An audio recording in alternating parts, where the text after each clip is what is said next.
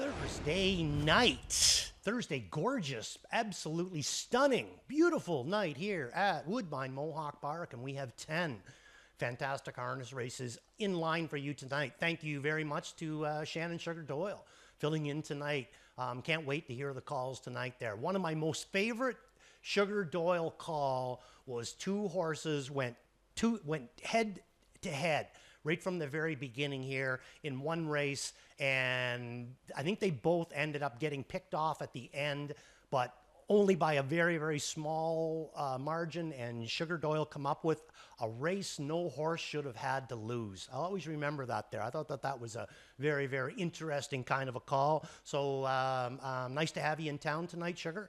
And hopefully we can do a little bit of entertaining for him. He's been a pretty busy guy, Southern Ontario, with between London and all the other racetracks that he does. So very, very nice of him to fill in here at Woodbine Mohawk Park, and we sure are glad to have Sugar here. So let's talk a little bit about this Thursday night that we got going on here tonight. And like I said, an absolutely stunningly beautiful night out there tonight. It's going to cool down a little bit tonight, but it's never ever going to get feel like it's cold. I think that at one point it's maybe still supposed to feel like 22 degrees. You know, it would be about as cool as it's going to get. Right now, it feels like it's about 28, 29 out there. Little bit of a breeze that Sugar was talking about, but not enough to make any kind of an effect out there tonight there. We're going to have some good racing. We got two divisions of the Pure Ivory on tap for tonight. What I always like about the Pure Ivory and the Millard Farms is that's when you first get your mixture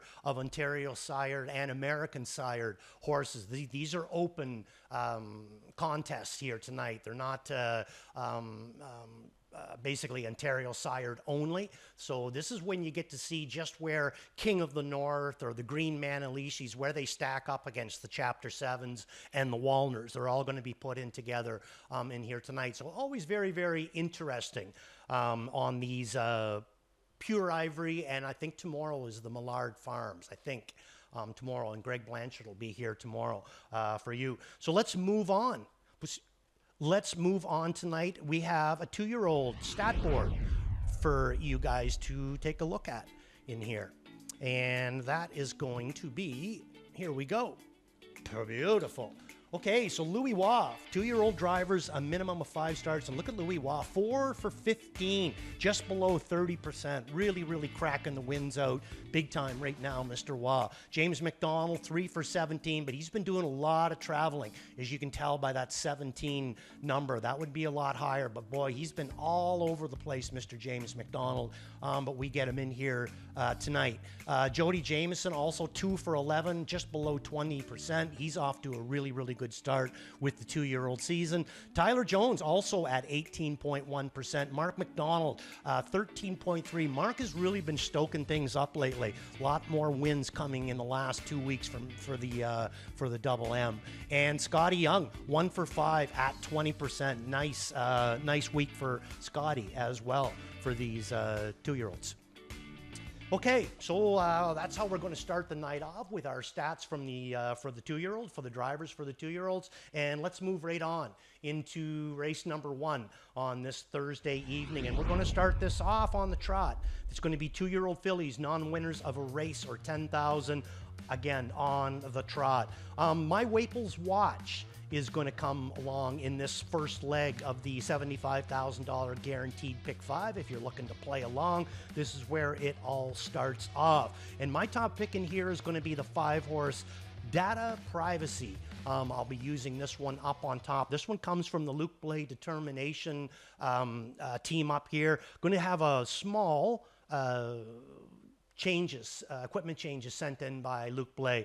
We're going to add a side roll on the inside, on the left-hand side, and we're going to add a Murphy on the right-hand side. So obviously we're going to be going to, it looks like an open bridle in here. She's going to have a side roll on this side, and she's going to have a Murphy blind on the outside. She's going to be my top pick in here. I'm not going to show you a replay. I think that she's progressively been getting better and better, but to show you the replay, as you can see, in her last start, she got beat 9 lengths, so it's really not going to show you a whole lot.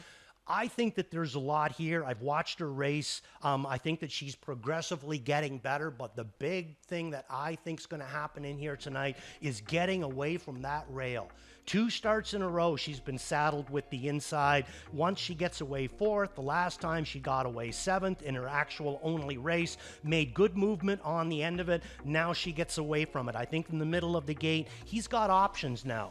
It's tough when horses are green if they're not able to just sprint off the rail. Sometimes, you got to take your time with them, and I think that that's exactly what McClure has been doing with data privacy. So I'm going to throw her up on top tonight, has the 5-hole to deal with. 9 to 5, the Xeron Captain Corey filly. I'm going to throw her in on the deuce. I might be going a little bit light on her, but I really do think that this data privacy moving away from the rail is going to come up with a big effort. I think Rick's horse can come up with a big effort, but better than data privacy, I'm not really sure. Now the 6-horse Cooler Fashion, though, this one's interesting, coming out of Blake McIntosh barn. I'm going to put this one in for 3rd. She had the rail in her last qualifier, moved out of there, no problem whatsoever. A decent quarter in 29-3, chopped it all out, and was the easiest of winners that night. Now, I would think maybe that they might, with the middle of the gate, they might be coming out of there again with her. And if they do come out of there again with her, I think that Bob can stay a little bit closer with data privacy. And if he can, and maybe land a 2 or 3 hole trip, and let somebody else chop it out, I think he can get the job done. So Cooler Fashion, going to throw her in for 3rd. And in on the bottom of my ticket, I'm going to use the Etzel trainee, Wagatha, in here, straight off of 2 qualifiers. McClure went with her both times. Travis Henry is going to be picking up the drive tonight on that one. Really wanted to use Time All Eclipse from the 10-hole in here tonight. Looks like a couple. Yeah, the other guys did use it too. But, I mean, 1 qualifier, first lifetime start with the 10-hole. I just don't see a whole lot happening. Now, he might be talented enough that he just overcomes it, but I think that they're going to probably go easy. Even if they come out of there, I don't know how hard they're going to want to come out of there. They might just come out of there fishing, and if it doesn't look like there's going to be a spot, then he might just take them to the back. Either way, I just don't see Scott overdoing it with this filly from the 10-hole with 1 qualifier in her first lifetime start. I just don't see it unless they've gotten a lot of work into her in the morning. That's not on the program sheet. I think that they'll go probably kind of easy on her in here tonight. They're still going to want to win, but they're going to want to do it as easy as possible. So I'm not going to use the 10, but like I said, the other guys are. Let's move on to race number 2, where we have a pop-up series for fillies and mares claiming $8,000. We've got some nice horses that are racing in here right now. Obviously, Jazzville is going to take a lot of looks in here. I got her in for 2nd. She's going to get a bridle change from Cam McQueen. This is going to be his first start. He picked her up last week off of Jim Jarvis, and he's going to go from open to a set of blinkers on Jazzville. If anything I would say about Jazzville is I've always thought that, maybe he's just a little bit lazy. Just a little bit. So going from an open to a set of blinkers, close her up a little bit, that might kind of put a little bit more fire into her belly. And she has been leaving well, getting herself into good positions and that. So I like her in here tonight. I'm going to throw her in for the deuce, but where I am going to go is Ace 44 Daisy. I think Justin Turcotte has got this one absolutely cracking good in this race. You've heard me talk about it many times there. To me, there's a huge difference between an 8,000 claiming condition race and a straight 8. This is a pop-up for straight 8. So some of them are going to be showing 8,000 condition claimers in their last. Now they're moving in what I would consider to be a little bit tougher bunch. And Ace 44 Daisy has been winning and finishing 2nd at the straight 8,000 level. And then in her last start, she moved up to the optional 12.5. Still put together a good race, just couldn't really be a part of it. Now she comes back down to the straight 8. I think this is a big drop down for a filly that's on really good form, beating up these kinds of horses. So she's back in here again. Jazzville in for 2nd. Mare Fromage, Second start, Lasix. I thought it was a better one for Jonathan Drury and Grace Marshman. Travis Cullen going to be taking it over tonight. Third start, Lasix. So I think this one could come up with a nice effort. And solid as a brick house. I haven't used... I haven't been, using this guy. He's his last two starts, or her last two starts, have been at Grand River racing in straight eights. But on June the 28th, she did race here, and you can see by the line she finished fourth. And I'm telling you, she was locked in solid for James McDonald that night. So then she went to Grand River. Her very next start, she was a winner. Very next start at Grand River, looks like she got stuck on the inside and finished sixth. So I think she's coming back here pretty sharp. And Trevor Henry is going to be picking up the drive for Shane Barrington. A real good combination that we see a lot. Shane and Trevor Henry in here. What was that again? Sugar is going to be using the 2 in this race here right now. The lies we tell. I bet you Sugar's never told a lie in his life.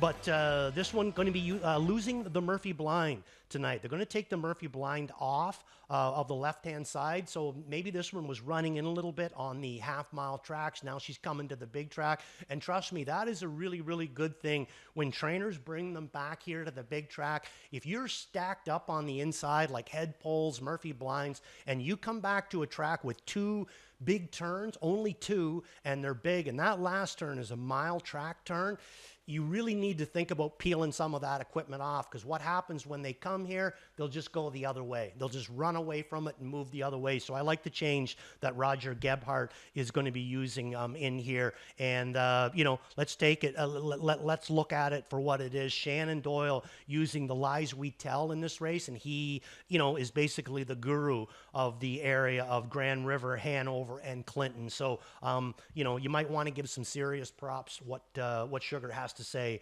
about the lies we tell. Okay, so let's move on to race number 3, and this is going to be the kickoff to the early pick 4.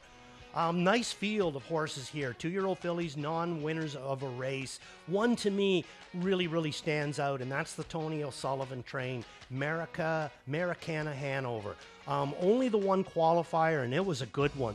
27 and change, mile and 56 for this one. Really, really good effort in there. And then 7 days later, she ends up in the Tompkins Gears. Now, we're going to show you the replay of that Tompkins Gears. Unfortunately, she draws the worst position available. First lifetime start, wham, she gets stuck with the 10-hole, but she's going to come up with a really, really nice effort in here. And a back half, first lifetime start, back half in 54 and 4. So let's take a look at Maracana Hanover. She's going to make up a lot of ground for Tony O'Sullivan and James McDonald, and it's going to be a really, really nice effort. You can see James back here with the 10-hole. He's got basically the whole field to make up except for the 6-horse, and she's going to make up some serious ground. Takes me back a few years because I always remember Tony O'Sullivan's barn. His horses could usually sit way off the pace and make these big rushes on the end of it. And, so many times, at least, 20% of the time probably, they were able to get the job done. As you can see at this point, James still hasn't moved a muscle on her. Now he's got clear room. He can do what he wants with his daughter, Captain Treacherous. He starts her up, and look at her come through.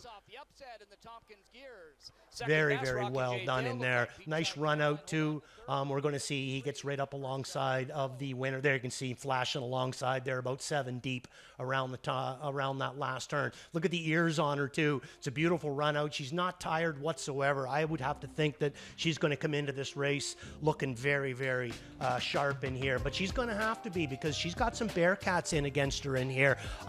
It's going to be a sweep for everybody, but Kevin Plouch is going to go Bankroll Hanover, and that's who I was just going to bring up, was Bankroll Hanover is going to be tough in here. Multiple moves in her last start, first over effort, and it was a really, really good one. Gets picked off on the end by a horse of Kevin Ben's called Treacherous Nova, and for anybody that's a follower of the show, they know that I am in love with Treacherous Nova. So Bankroll Hanover come up with a very, very good effort, but this is going to be second lifetime start for her as well, and she's saddled with something that she hasn't had to deal with just yet, and that's the rail here at Woodbine Mohawk Park, where I think that Americana Hanover has a little bit better draw to work with in here tonight, being with the middle of the gate. So I'm going to go Americana on to Bankroll Hanover again, who I think is going to come up with a nice effort in here. I'm Sweet on Lou. Few people are going to maybe lay off of her after that. They see that ninth and that last start. No laying off of this one. She could easily take this this race down for Team Fellows and Dougie McNair.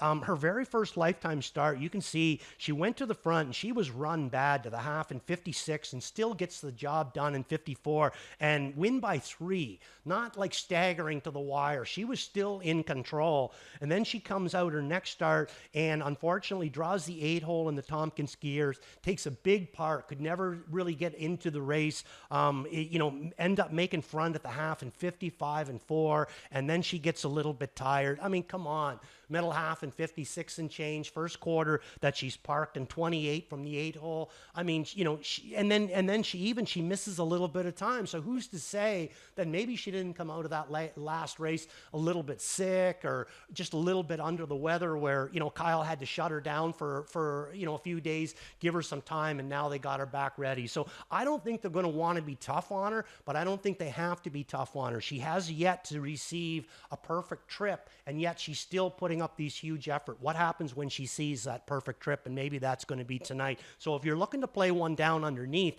I'd take a look at the 3 and the 5-horse Effective Control. Now this one's interesting too, because I've been pretty religiously using this one as part of my ticket. I think she's racing really, really good, but you're going to see she's going to take a barn change.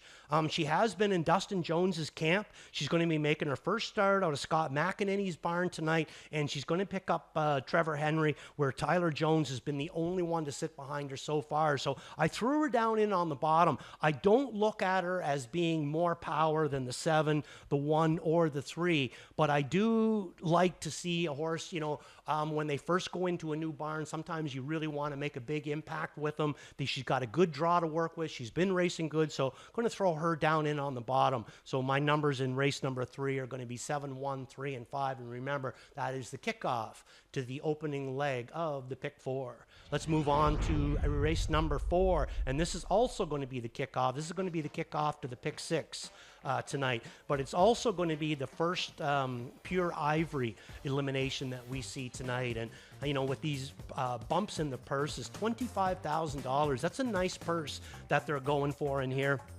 I could see it even maybe working its way up a little bit higher, because this is a really, really deep group of horses. 25,000 is nice. Myself, I could see this race eliminations easily going for 30K, because this is a good group of horses in here. So my top pick in this race, what are we looking at here? Okay, so last time out, we're going to show you guys another board here, and this is the graph of the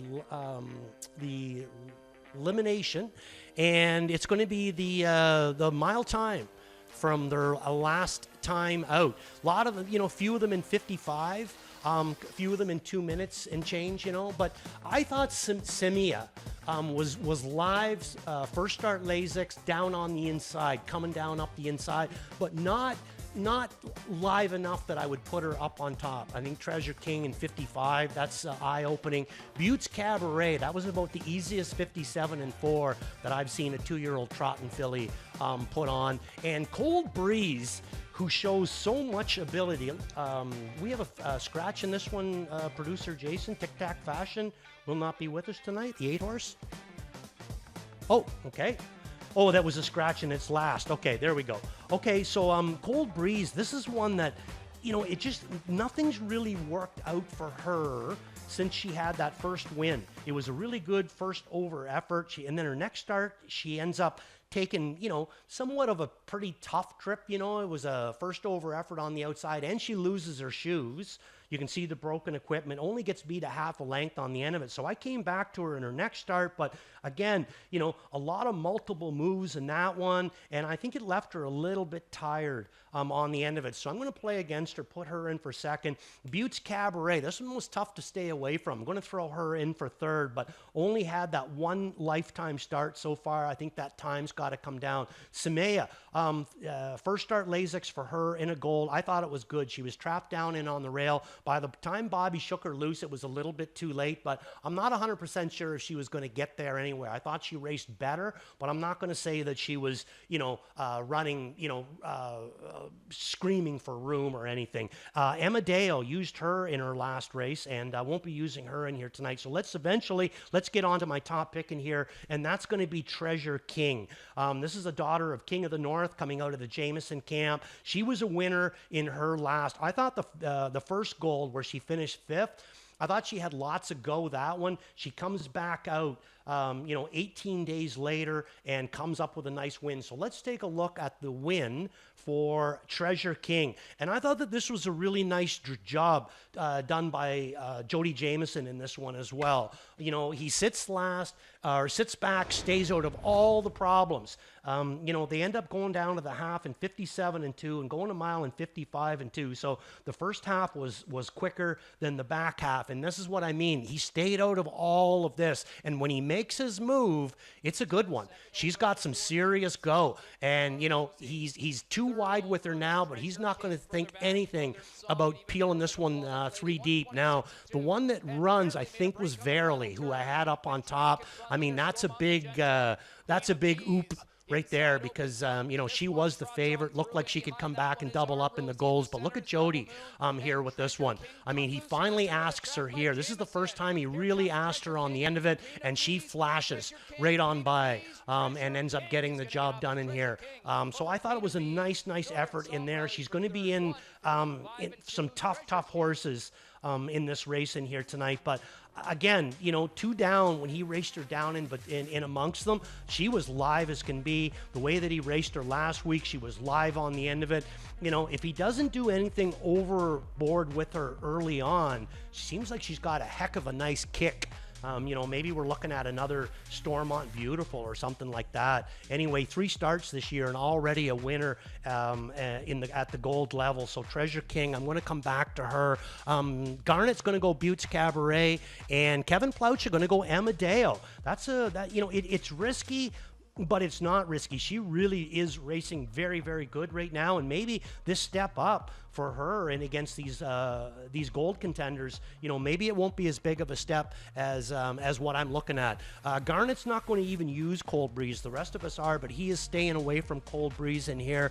Buttes Cabaret, Treasure King, Samea, and then Amadeo down in on the bottom. So Kevin and Garnett both like the way that Amadeo raced. I agree. I had her on top last week. She did nothing wrong, but big step up from the maiden in against some of these gold ones. So again, my numbers in race number 4, the kickoff to the pick 6, will be 5, 9, 6, and 3.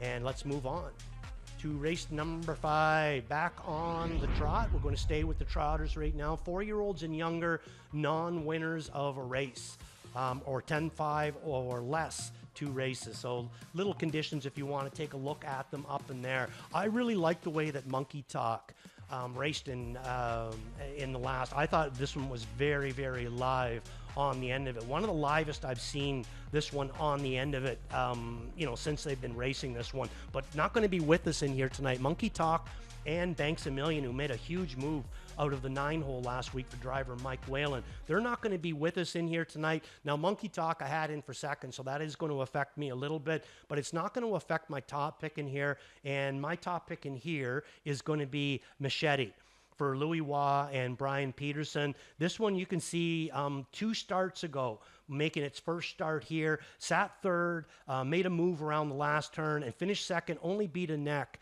in there to Whistler Sealster. I thought it was a good effort in 56-2, this 3-year-old muscle mass gelding. And then his next start, just nothing really went right for him. He takes a huge 3-wide park into the first turn. All that does is just kind of put him in no man's land. He's parked the rest of the mile, and then he puts a little bit of a rush on the end of it, finishing 5th in their overall mile in 57. I don't think the trip hurt him at all. I just think that it was a tough trip that he wasn't really going to be able to capitalize on. I think he's in a better spot in here tonight. Chex Mix is racing very good right now for Clark Beilby, but has the rail, so I'm not sure how hard they're going to want to push out of there. This guy's already showed good gate speed, and Louis knows that he has it. And Stormont Freed Boy, going to throw him down in on the bottom. Got away dead last in his last start, but had 18 days in between those two starts. This one coming in with a much better rotation, and he's trotted his last 2 efforts in 55. I got a feeling you might be seeing him trying to chop this one out. A couple of the other ones now, Severian. I won't be using him. I did use him his first start. He ended up making a break. As you can see, this horse was doing a lot of his racing with the pants on, had the hobbles on, but Pat Houdon's elected to keep them off him, and he still hasn't come back to them just yet. So I'm going to take a wait and see on Severian. And Blaze Runner, basically the same sort of a situation as what we have with the 6 horse. Shane Weber took the hobbles off 2 starts ago on him. The first start he raced okay. The last start, they had it down as an interference break. I'm not really sure if his gait was the way that I wanted it anyway, so I'm going to take a wait and see on him as well, a horse that was racing with the hobbles but isn't anymore. And we also got a bridle change on the other Shane Weber trainee in here. Carrots Runaway is going to go from open to a set of blinds on this one. Been doing a lot of leaving from the outside. Maybe they're looking to do some leaving in here tonight.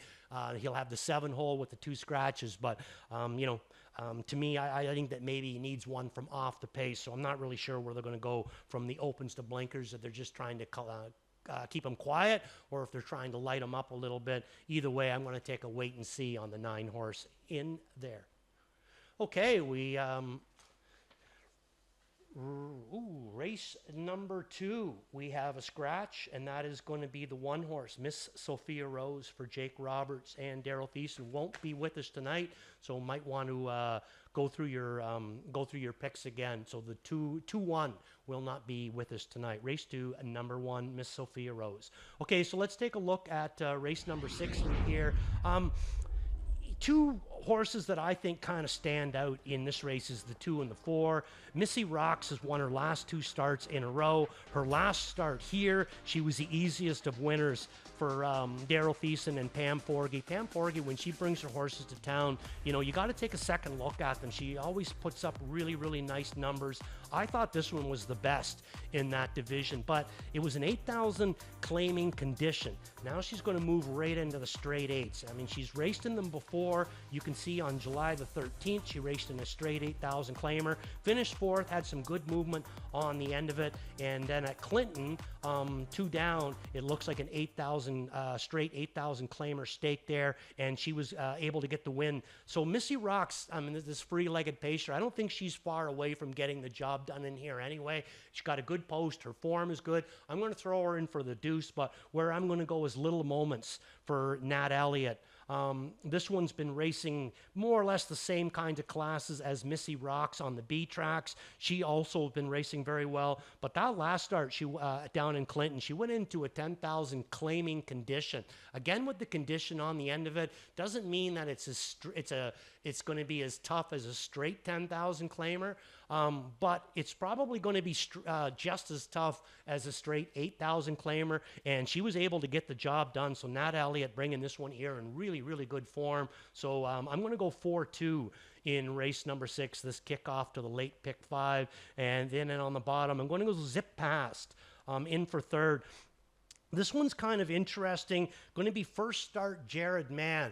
Not going to speak a whole lot about that until a little bit later in the program, and then you're going to understand why I'm playing this one from the 8-hole that really hasn't been doing a whole lot in her last couple of starts, but it is going to be first start Jared Mann with this one coming from the Dave Kelly barn. And in on the bottom, I'm going to go with the 5-horse Darlin Delectra.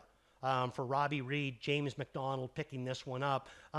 Hasn't been really, she's had 3 wins in her last 6 starts, so obviously the form is good. Spent a lot of time on out in the middle of the track in her last start, parked every step of the while, but the biggest to me is the fact that she gets middle of the gate and she picks up James McDonald. So I'm looking at her as this 10-year-old Dally daughter as being a little bit dangerous in here. Doesn't bring a lot of money to the plate at 10 years of age. She's only got 116,000 made, but she's got 26 wins. So she knows how to win, and her lifetime mark came when she was 8 years old, and she's 10 years old now. So I don't think the form's disappeared, and she's picking up McDonald. So I'm going to throw her in on the bottom, a look at her as dangerous.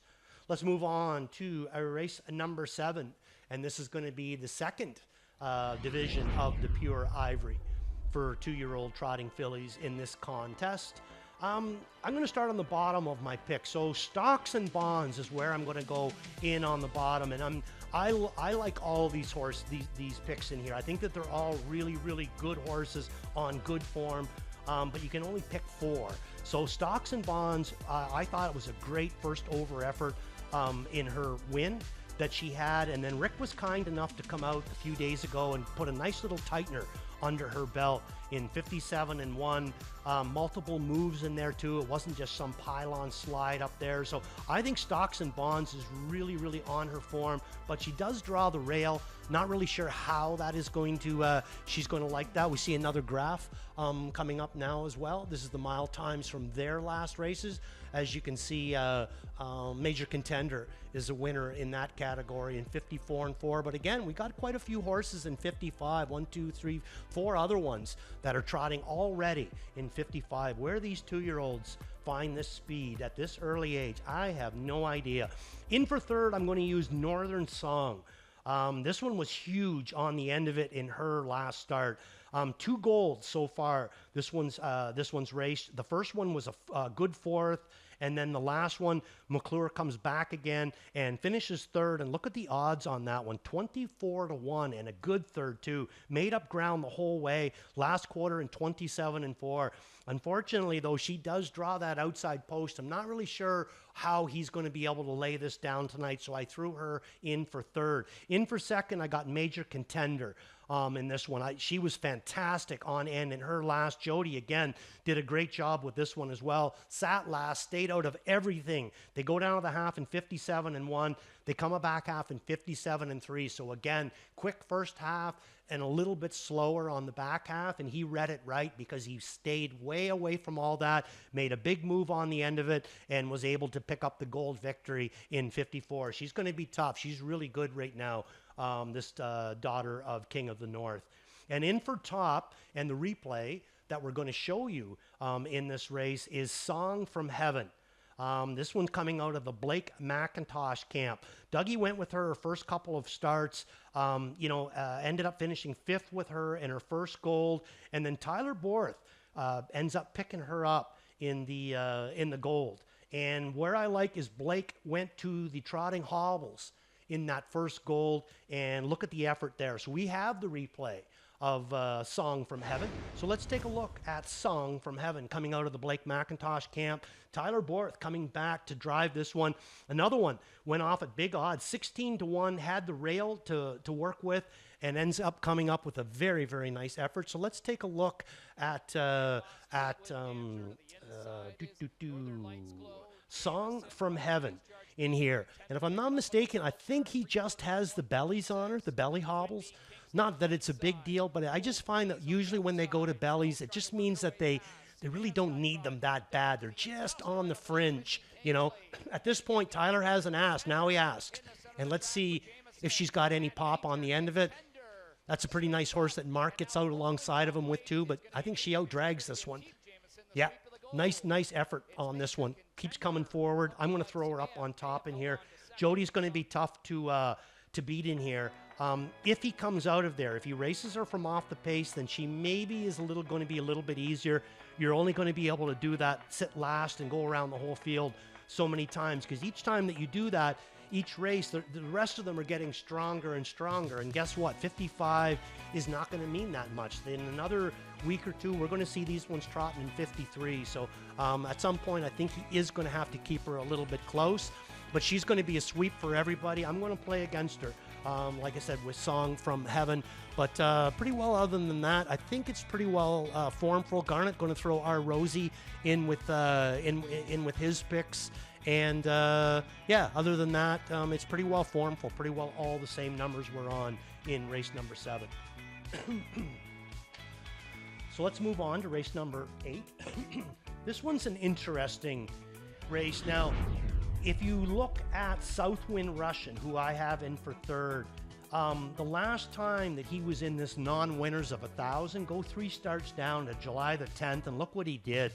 He absolutely just blew them away. He struggles, it seems like, when he's in the other divisions, but when he gets down into this division, it seems like he can just bottle them right out.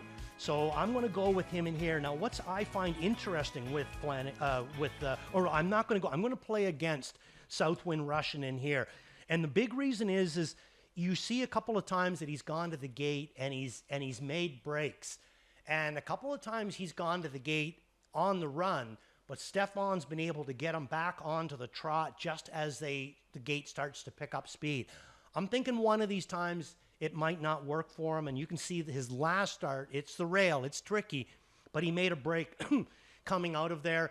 To me, his whole game is whether he can get to the front and lay down for action. So if he makes a jump behind the gate, I think it just takes the whole race. So I'm going to go Flanagan Sunshine in here. Interesting, Dagfinn Henriksen going to be picking up the training duties on Flanagan Sunshine. He's had him, this will be his first start for him. And Renee Dion, with a horse that normally was wearing the hobbles, he's brought him back this year, no hobbles so far.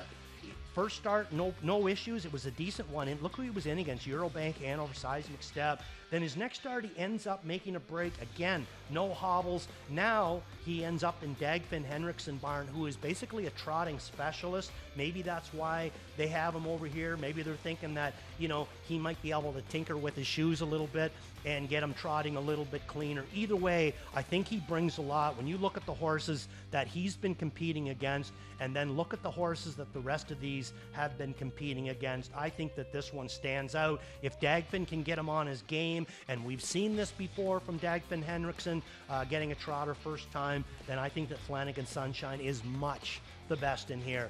Big thing is how do you see it in this race? I'm the only one that's going to be using him in here. The rest of it very logical. Southwind Russian for Garnet, and you guessed it, who I have in for second for the other two handicappers. But Flanagan Sunshine first start, Dagfinn Henriksen. I'm going to take a shot, take a poke on that one. Let's move on. Let's move on to race number 9. Pop-up series in this one. No replays to show you, but the reason why I said you earlier on in race number 6, I think it was. Yes, in race number 6, I put Zip Past. First start, Jared Mann coming from the Dave Kelly Bank stable in for third. Hasn't been racing that good. Now let's take a look at my top pick in here. CF Saving Grace. This one picked up very first start, racing okay, but not great. Picked up very first start by Jared Mann. Comes back in 3 weeks after he picked this one up, and look at the effort.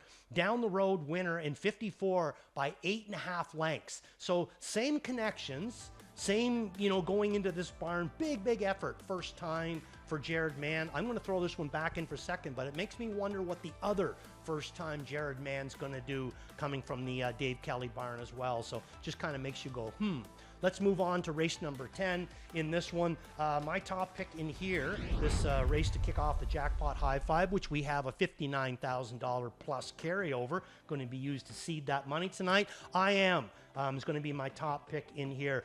Going to get a shoeing change sent in by Herb Holland on this guy. Steel to aluminum in front. Coming back to James McDonald. I think that this is this horse's race to lose. I'll put it to you that way. I think it's going to take the rest of them to get the job done against I Am tonight. I like M.E. Laurel. Not sure how hard Mark's going to want to be on her with Golds coming up on that, and her having the 9 hole in here tonight. Had the 10 hole in her last, made a big move out of there, but that was in a maiden. This is a different bunch than what he had to face last week. He might still leave because she's a powerful filly, but I don't think he's going to want to really, bust her right on out of there. I think that there's a chance that I Am is chopping this mile. So I'm going to lone wolf it in this last race. And again, steel to aluminum in front for I Am. So that's the way I see a race 10. And we're going to take a quick look at my early pick 5 because I'm talking way too much, man. We're running out of time here. So let's take a look at what I have on available in race and start this night off. So data privacy, I'm going to key in the first. I really do think that she's going to come up with a big effort, middle of the gate, getting away from 2 weeks of stuck on the rail. And the barn that she comes out of is hot. Race number 2, Jazzville and Ace 44. Daisy, I think, is very logical. Race 3 is going to be a key of Americana Hanover. In race number 4, I choose to hit the all button in there. I do like Treasure King. This is a pure ivory, but these are 2-year-old trotting fillies. Really, they can make breaks. Anything can happen. So I'm going to hit that all, looking for maybe, whoever is going to go off as big chalk. Maybe they might run into a bad trip. And then in race number 5, I'm going to key Machete. I was actually going to go Monkey Talk and Machete, but now that Monkey Talk is scratched, I will be going Machete as a key in that race. Plays of the night. Take a quick look at that as well. That's going to come off right off in race number 1. That's going to be Waples Watch, data privacy for Blay and Bobby McClure. All in Americana Hanover for James and Tony O'Sullivan. Beat the Fave, it's going to be Machete for Louis Watt. Take 2 with Brian Henderson. And worth a look, Flanagan Sunshine, first start for Dagfinn Henriksen on that guy. He's going to be my top play in there. And some of the residents, yeah, let's take a look. Kevin Plaucha, Amadeo, I agree. That's a good pick, and it is going to be a value play if you get it across. Well done, Kevin. Ghislaine Paquette, Crystal Baller. I'm using that one in here tonight. Not on top, but I like that pick in race number 8 for Ghislaine. And Garnet Barnsdale, South Wind Russian spot play. I don't know if he's going to get a spot play out of that. I don't know. I mean, maybe they'll try to find somebody to beat him. But the last time he was in this class, I mean, he was a lot to handle. So that's how I see the 10 races tonight. I'll be back to talk to you before race number 1. Get ready, get set, and when you're back, we will be going.